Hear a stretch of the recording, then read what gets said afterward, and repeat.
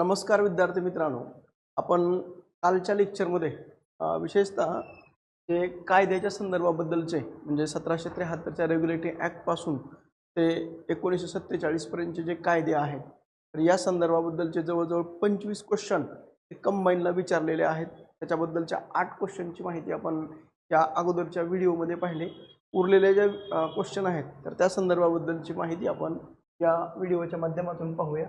त्याच्यामध्ये एक गोष्ट लक्षात ठेवा की हा जो आहे तो 1919च्या कायद्यांतील तरतुदीची चौकशी करण्यासाठी कोणती कमिटी ही नियुक्त केली होती. तर लक्षात ठेवा की ब्रिटिश सरकारनं भारतीय लोकांना हे एक आश्वासन दिलं गेलं होतं, ते म्हणजे 1909च्या दरम्यान की आम्ही दर 10 वर्षांनी एक सुधारणेचा हप्ता देणार आहोत.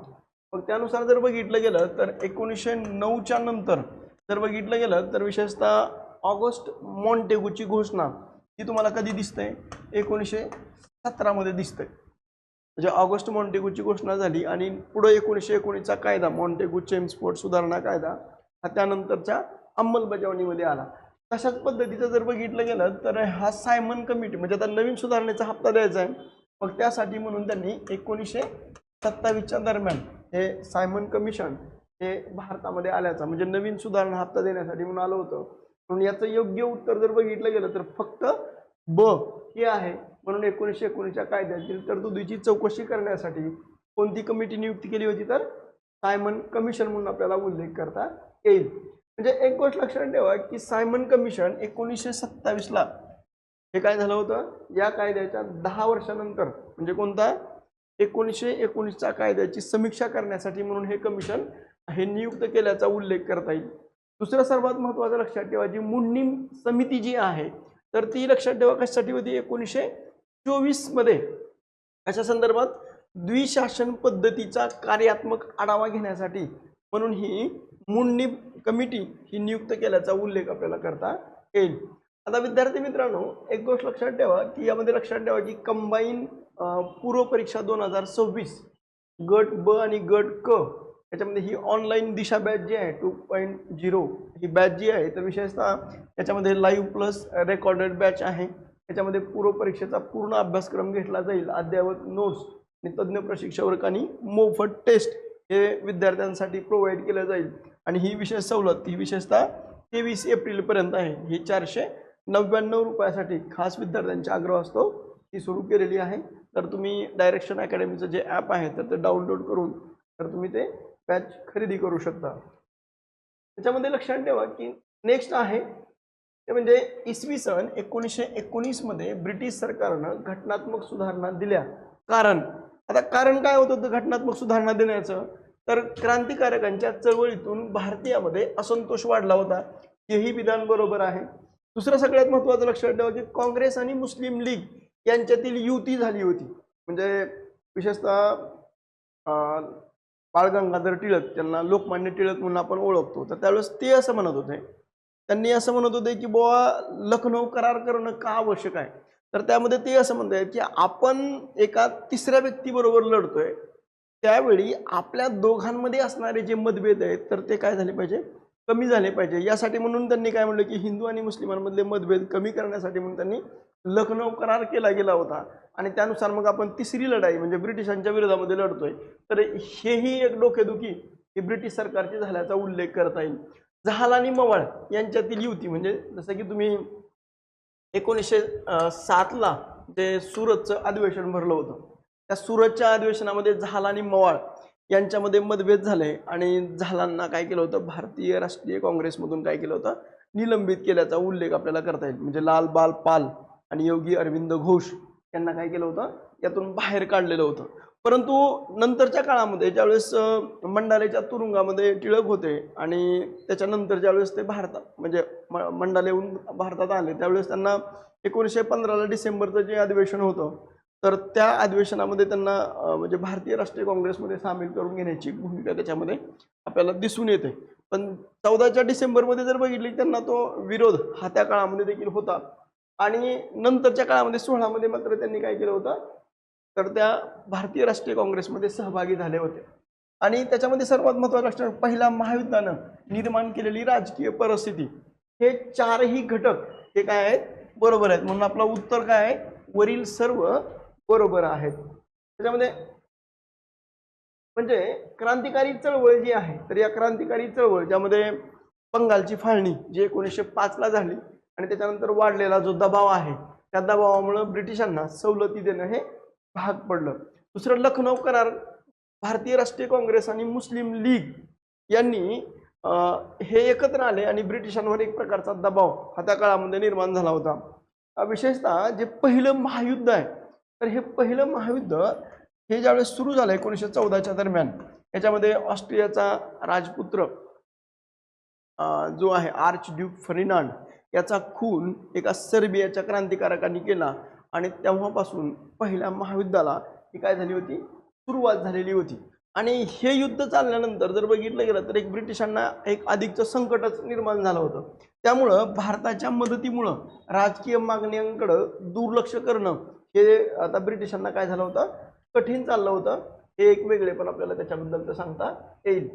आता नेक्स्ट आहे 1919चा भारतीय प्रशासकीय कायदा तयार करण्यात लॉर्ड चेम्सफर्ड यांना पुढीलपैकी कोणी मदत केली होती?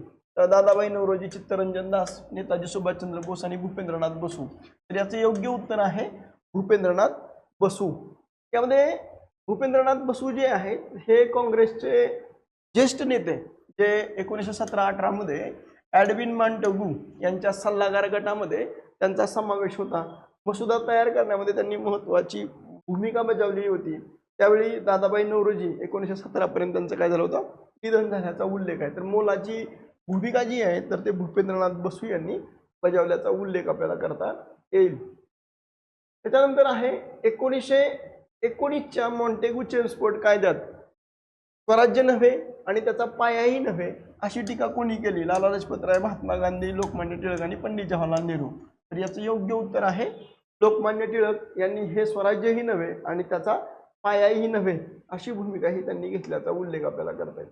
याच्यामध्ये लोकमान्य टिळकांनी ज्या पद्धतीने ही टीका केली होती की हा कायदा स्वराज्य देणारा नाही आणि त्यासाठी पायाभूतीही नाही, ही भूमिका घेतली. काँग्रेसनं जो ठराव मांडला त्याच्याबद्दल त्यांनी देखील मत व्यक्त करताना या कायद्याला अपुरा, असमाधानकारक आणि निराशाजनक असं संबोधण्याची भूमिका ही त्यांनी घेतल्याचा उल्लेख आपल्याला भारतीय राष्ट्रीय काँग्रेसबद्दल सांगता येईल. त्याच्यानंतरचं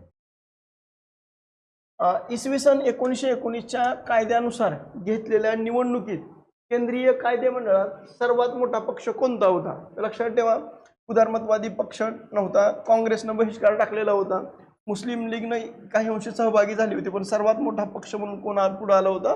तर तो स्वराज्य पक्ष हा सर्वात मोठा पक्ष म्हणून तो पुढे आल्याचा उल्लेख आपल्याला करता येईल. म्हणजे भारतीय म्हणजे जे असहकार चळवळ चालू झाली होती 1 ऑगस्ट 1920 ला असहकार चळवळ सुरू झाली आणि त्यानुसार गांधीजी असं म्हणाले होते की मी सांगितलेल्या रचनात्मक कार्यक्रम आणि निषेधात्मक कार्यक्रम याची जर व्यवस्थित अंमलबजावणी झाली तर मी तुम्हाला 1 वर्षाच्या आत स्वराज्य मिळवून देतो, ही भूमिका ही गांधींची होती.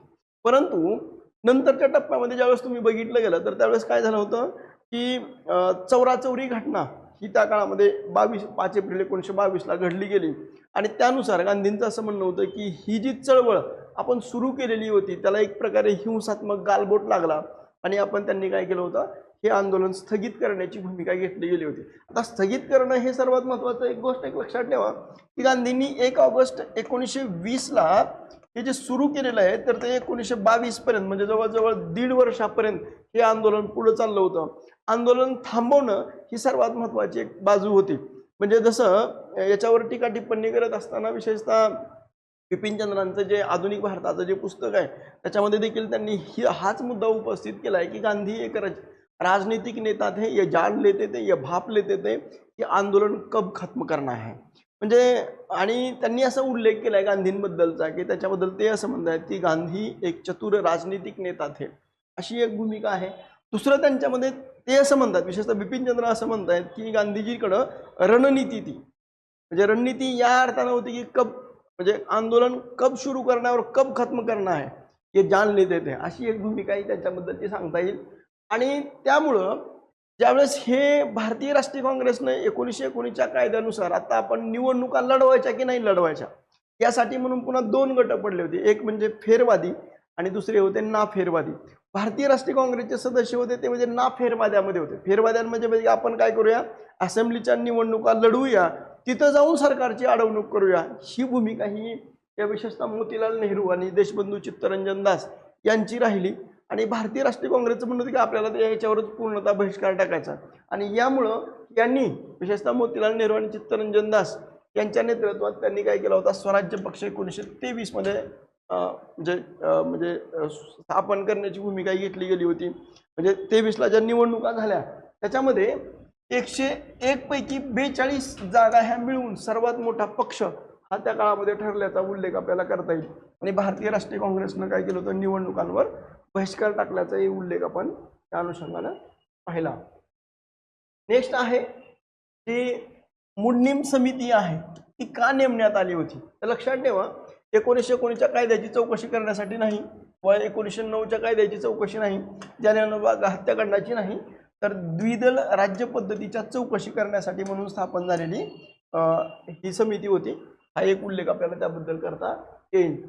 आता लक्षात ठेवा की ही द्विदल शासन पद्धती जी आहे, ही द्विशासन पद्धती यशस्वी ठरली की नाही हे तपासण्यासाठी 1924 मध्ये रिफॉर्म्स इन्क्वायरी कमिटी ही त्या काळामध्ये नेमली गेली होती. आणि भारतीय सदस्यांनी विशेषतः TB सप्रू यांनी ही पद्धत अपयशी ठरल्याचा अहवाल हा त्यामध्ये दिल्याचा उल्लेख आपल्याला करता येईल.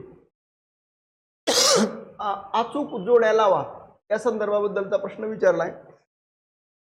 यामध्ये लक्षात ठेवा की भारतीय सुशासनाचा कायदा, भारतीय परिषद कायदा 1909, भारत सरकारचा कायदा 1919 आणि भारत सरकारचा कायदा 1935 यामध्ये मुस्लिमांना स्वतंत्र मतदारसंघ, मंत्रिमंडळ पद्धतीचा पाया, प्रांतात द्विदल शासन पद्धती, भारत मंत्रिपदाची नेमणूक आणि केंद्रामध्ये द्विदल शासन पद्धती याच्या जोड्या लावताना लक्षात ठेवा 1858चा कायदा जो आहे तर यानुसार भारत मंत्रिपदाची निर्मिती ही झाली होती. आणि भारत मंत्र्याला मदत करण्यासाठी म्हणून 15 सदस्यांची एक कमिटी नेमल्या किंवा कमिटी सदस्य हे नियुक्त केले गेले होते. त्याच्यामध्ये भारतामध्ये ज्यांनी 10 वर्षाचा अनुभव आहे तर ते त्याचे 8 सदस्य राहतील अशी एक भूमिका त्याच्यामध्ये दिसते. दुसरं सगळ्यात महत्त्वाचं आहे की भारतीय परिषद कायदा 1909 तर ते यानुसार जर बघितलं गेलं तर मुस्लिमांना काय दिलं होतं, स्वतंत्र मतदारसंघ देण्याची भूमिका ही त्यांनी घेतली गेली होती. 1919च्या कायद्यानुसार जर बघितलं गेलं तर प्रांतांमध्ये द्विदल शासन पद्धती ही स्थापन झाली होती. आणि 1935च्या कायद्यानुसार केंद्रामध्ये काय झालं होतं, द्विदल शासन पद्धती म्हणजे प्रांतातली द्विदल शासन पद्धती स्थगित करून 1935च्या कायद्यानुसार काय केलं होतं, केंद्रामध्ये द्विदल शासन पद्धती ही स्थापन केल्याचा उल्लेख आपल्याला करता येईल. म्हणून यानुसार आपण जोड्या पाहिल्या. त्याच्यामध्ये लक्षात ठेवा की योग्य क्रम जर बघितला गेला तर 1858 भारत मंत्रिपदाची निर्मिती, 1909 मुस्लिमांना स्वतंत्र मतदारसंघ, 1919 प्रांतात द्विदल शासन पद्धती आणि 1935 मध्ये केंद्रात द्विदल शासन पद्धती हा एक उल्लेख आपल्याला करता येईल.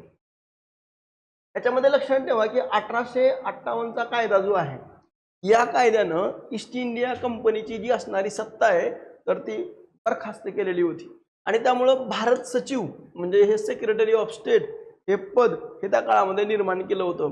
1909च्या कायद्यानं भारतात पहिल्यांदा मुस्लिमांना काय केलं होतं, स्वतंत्र मतदारसंघ बहाल केला. त्यामुळे एक प्रकारे जातीयतेचा एक पाया हा रोवल्याचा उल्लेख आपल्याला करता येईल. आता त्याच्यानंतर जर बघितलं गेलं की 1919 आणि 1935च्या कायद्याच्या संदर्भाबद्दल जर आपण पाहिलं तर 1919च्या कायद्याने प्रांतामध्ये काय झालं होतं, द्विदल शासन पद्धती ही स्थापन झाली होती. आणि राखीव खाती आणि सोपीव खाती असे 2 भाग त्यामध्ये निर्माण झाले होते. 1935च्या कायद्यामध्ये प्रांतीय द्विदल शासन पद्धत रद्द करून केंद्रामध्ये काय झालं होतं, द्विदल शासन सुचवली आणि प्रांतांना काय केलं होतं, स्वायत्तता दिली. हा एक उल्लेख आपल्याला त्याबद्दल करता येईल. नेक्स्ट आहे 1925च्या केंद्रीय कार्यकारी मंडळाचे सभापती कोण होते. तर त्यामध्ये लक्षात ठेवा की YB चव्हाण, मोरारजी देसाई, विठ्ठलभाई पटेल आणि वल्लभभाई पटेल. त्याचं योग्य उत्तर आहे विठ्ठलभाई पटेल म्हणून आपल्याला त्यांचा उल्लेख करता येईल.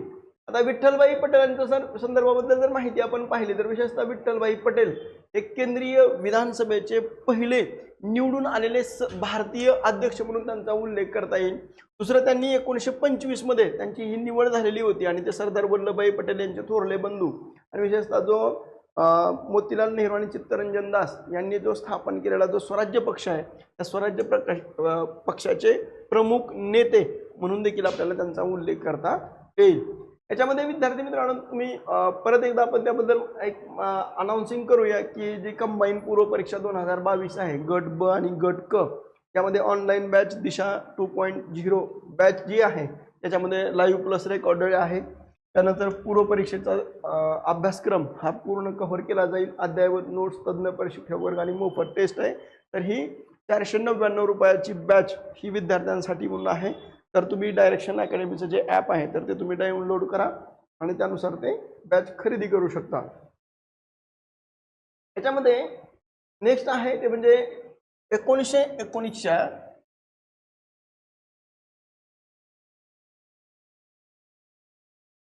1919च्या मॉन्टेग्यू चेम्सफोर्ड कायद्यानुसार केंद्रीय कायदे मंडळाच्या कनिष्ठ आणि वरिष्ठ सभागृहाची सभासद संख्या अनुक्रमे किती ठरली होती? तर लक्षात ठेवा 145 ते 60 ही सदस्य संख्या ही ठरल्याचा उल्लेख आपल्याला करता येईल। म्हणजे कायदे मंडळाच्या रचनेच्या संदर्भाबद्दल लक्षात ठेवा की वरिष्ठ सभागृह आणि कनिष्ठ सभागृह लेजिस्लेटिव्ह असेंब्ली आणि काउन्सिल ऑफ स्टेट यामध्ये एक भाग लक्षात ठेवा की याची वरिष्ठ सभागृहाची जी सदस्य संख्या आहे तर ती 60 सदस्य होते आणि याचा कार्यकाळ किती वर्षाचा आहे? 5 वर्षाचा आहे। कनिष्ठ सभागृहामध्ये सदस्य किती आहेत? 145 सदस्य आणि कार्यकाळ कितीचा आहे? 3 वर्षाचा आहे। म्हणजे या कायद्यामुळे भारतात पहिल्यांदाच प्रत्यक्ष निवडणुकांचं तत्व काही अंशी मर्यादित स्वरूपांमध्ये लागू झाल्याचा उल्लेख आपल्याला करता येईल। 1920 मध्ये भारताचा पहिला हाय कमिशनर म्हणून डॅश डॅशची नियुक्ती करण्यात आली होती। तर ती कोणाची होती? सर विल्यम मेयर यांची हाय कमिशनर म्हणून त्यांची नियुक्ती केल्याचा उल्लेख आपल्याला करता येईल। आता लक्षात ठेवा की जे हाय कमिशनर आहेत सर विल्यम मेयर यांनी 1919च्या कायद्यानुसार लंडनमध्ये हाय कमिशनर म्हणून त्यांचे तिथं कार्यालय हे स्थापन केलेलं होतं।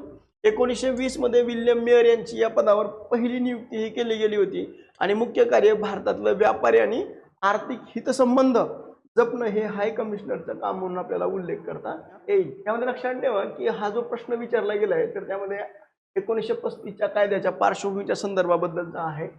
हिंदुस्थान सरकारच्या 1935च्या कायद्याची पार्श्वभूमी कोणत्या घटनांनी तयार केली होती? तर लक्षात ठेवा मुडनिम समिती आणि तिचा अहवाल यांनी तयार केली होती, हेही बरोबर आहे। सायमन कमिशन 1927च्या काळामधलं जे आहे तर त्यांनी देखील ही पार्श्वभूमी तयार केली होती।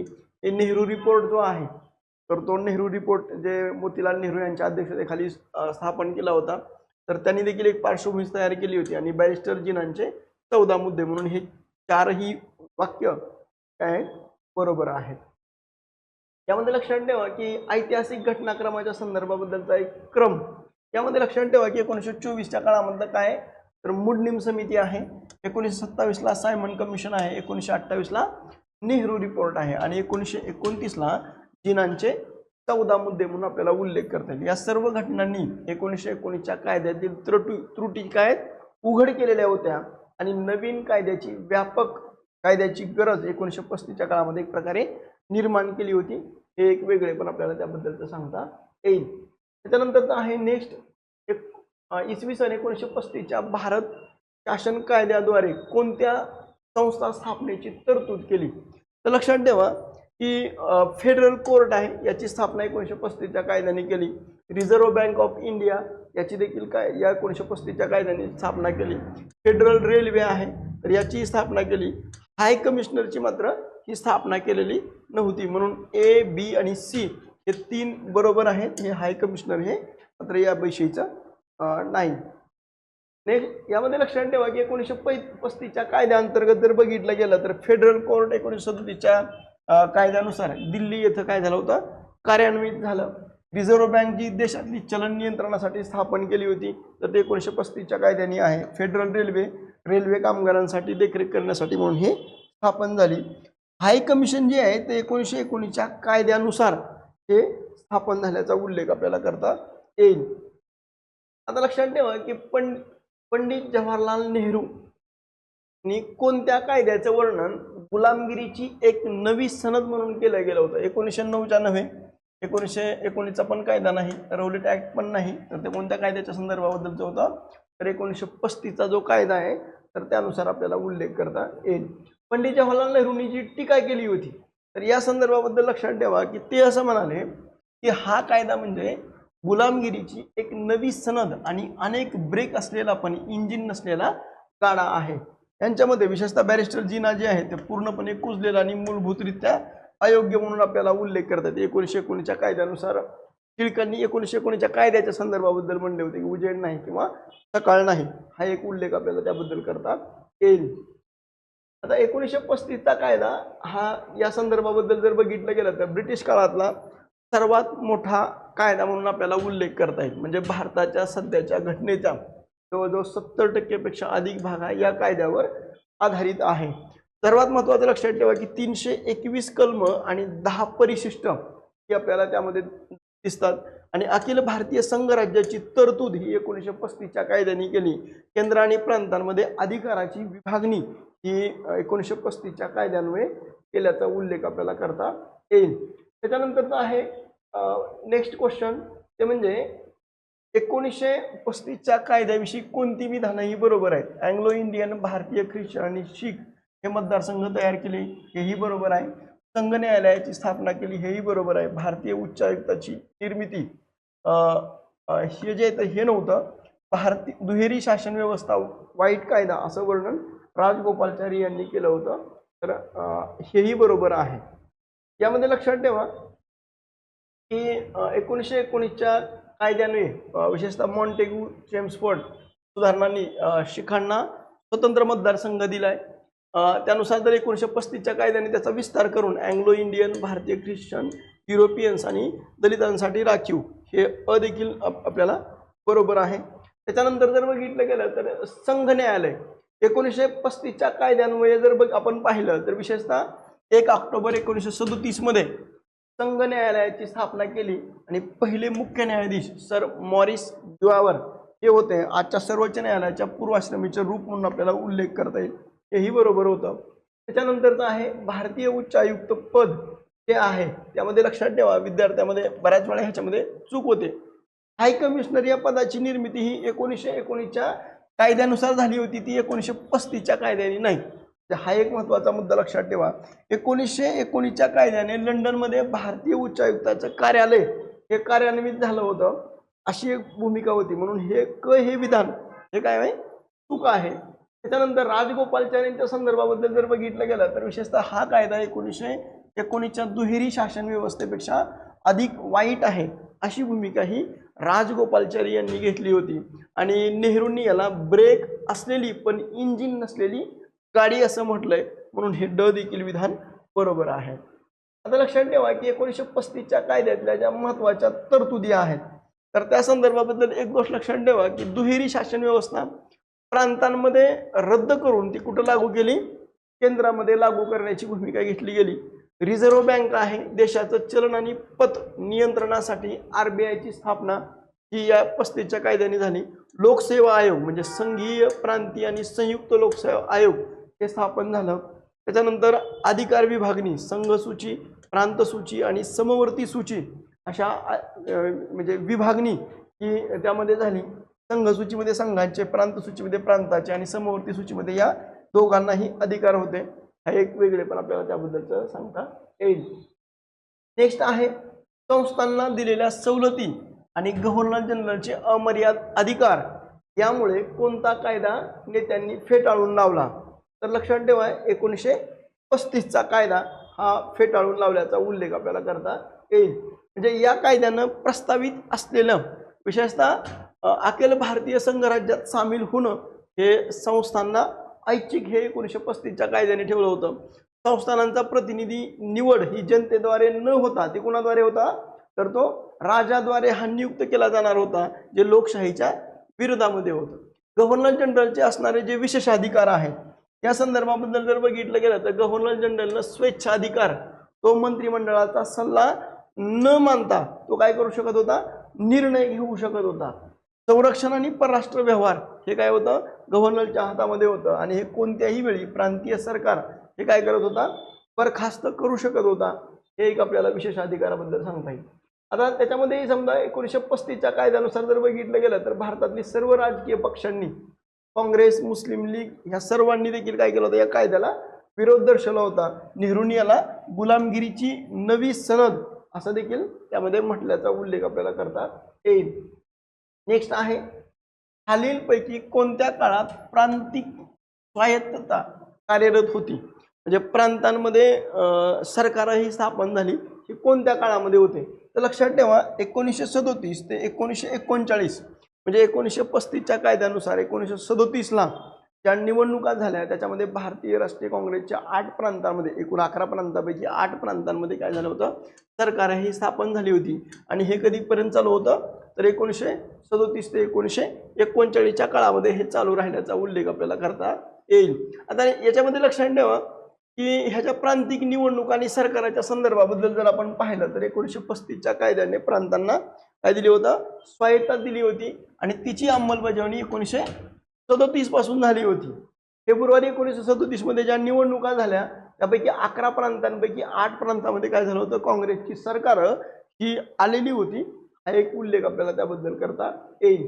आता लक्षात ठेवा की 1939ला जे राजीनामा आणि शेवटच्या संदर्भाबद्दल जर बघितलं गेलं तर एक भाग लक्षात ठेवा की हिटलर आहे, म्हणजे आता सध्याला जे ट्रम्पची जी भूमिका आहे, जसं की व्हेनेझुएलावर आक्रमण करणं, त्याच्या ह्याला उचलून नेणं, पेट्रोडॉलर पॉलिसीनुसार आमचीच भूमिका कशी बरोबर आहे ही त्यांची भूमिका असेल, किंवा इराणवर आक्रमण करणं, म्हणजे एखाद्याच्या सत्तेची लालसा जर अधिक वाढत असेल तर त्याला कुठंतरी थांबवणं आवश्यक असतं आणि त्याच्यातूनच एक मग जागतिक महायुद्धाला सुरुवात झाली होती असं एक आपल्याला त्याबद्दल सांगता येईल.